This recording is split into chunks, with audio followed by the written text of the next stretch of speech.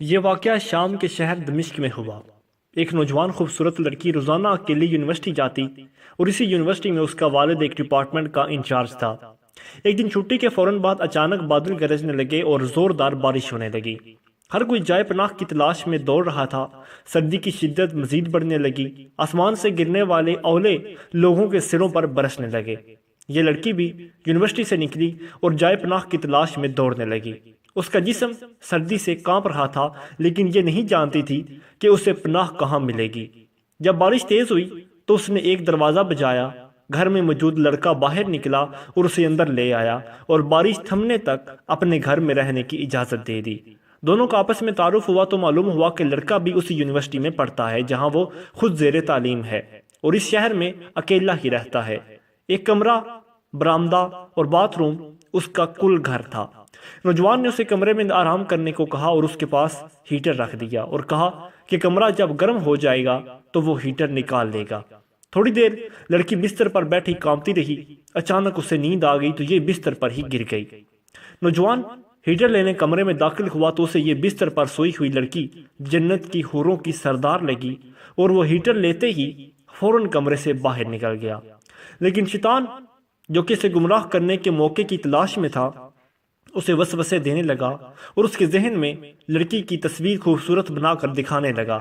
تھوڑی دیر میں لڑکی کی آنکھ کھل گئی۔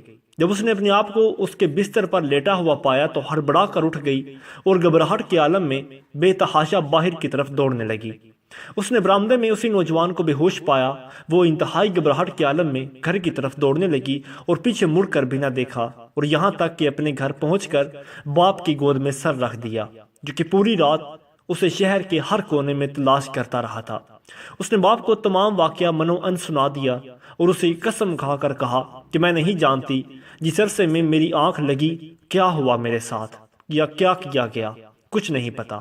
اس کا باپ انتہائی غصے کے عالم میں اٹھا اور یونیورسٹی پہنچ گیا اور اس دن غیر حاضر ہونے والے طلبہ کے بارے میں پوچھا تو پتہ لگا کہ ایک لڑکا شہر سے باہر گیا ہے اور ایک بیمار ہے، ہسپتال میں داخل ہے۔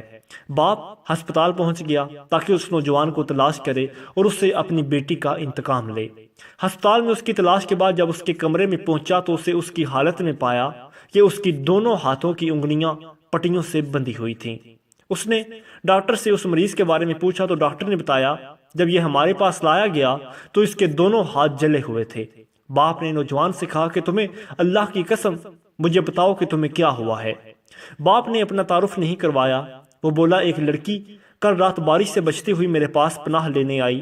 میں نے اسے اپنے کمرے میں پناہ دی تو شیطان مجھے اس کے بارے میں پھسلانے لگا تو میں اس کے کمرے میں ہیٹر لینے کے بہانے داخل ہوا۔ وہ سوئی ہوئی لڑکی مجھے جنت کی حور لگی۔ میں فوراً باہر نکل آیا لیکن شیطان مجھے مسلسل اس کے بارے میں پھسلاتا رہا اور غلط خیالات میرے ذہن میں آتے رہے۔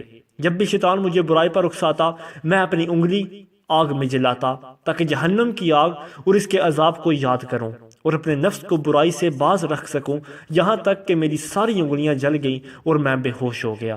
مجھے نہیں پتا کہ میں ہسپتال کیسے پہنچا۔ یہ باتیں سن کر باپ بہت حیران ہوا اور بلند آواز سے چلایا اے لوگو گواہ رہو، میں نے اس پاک سیرت لڑکے سے اپنی بیٹی کا نکاح کر دیا۔ یہ ہے اللہ سے ڈرنے والوں کا ذکر۔ اگر اللہ کا خوف نہ ہوتا تو اس لڑکی کی عزت محفوظ نہ رہ سکتی۔